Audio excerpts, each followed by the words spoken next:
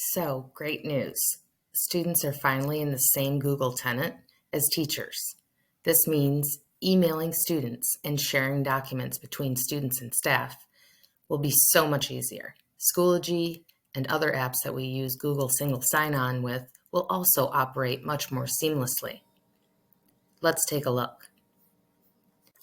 So now when you compose an email and you start typing a student's name in the To field, you will see a list of students with that name. You can tell they are students because their email address is still at student.trentonschools.com.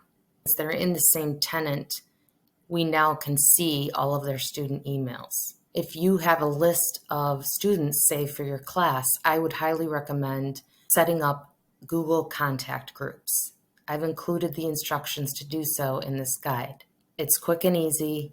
It'll make emailing and sharing documents with your class much quicker.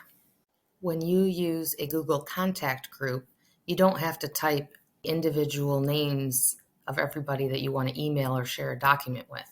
Instead, after you've created the group, all you need to do is type in the group name. It will fill in all of the members of that group for you.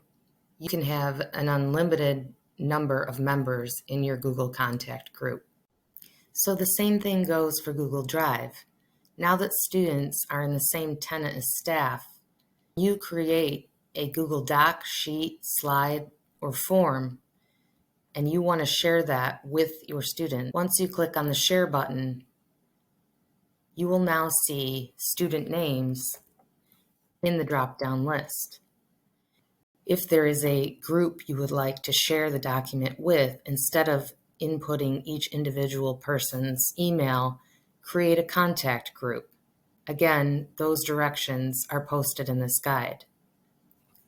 So you will see here, if instead I put in the group that I created, you will see my second grade class here and my members fill in automatically. Then you would choose whether you want them to be a viewer, a commenter, or an editor, and whether you want to notify them that you're sharing this document with them. Please also pay attention to general access. Now that students are in the same tenant as the staff, you don't want to share with all of Trenton Public Schools, especially if it's a sensitive document or a test. Instead, keep the setting at restricted and share it with individual members or that contact group.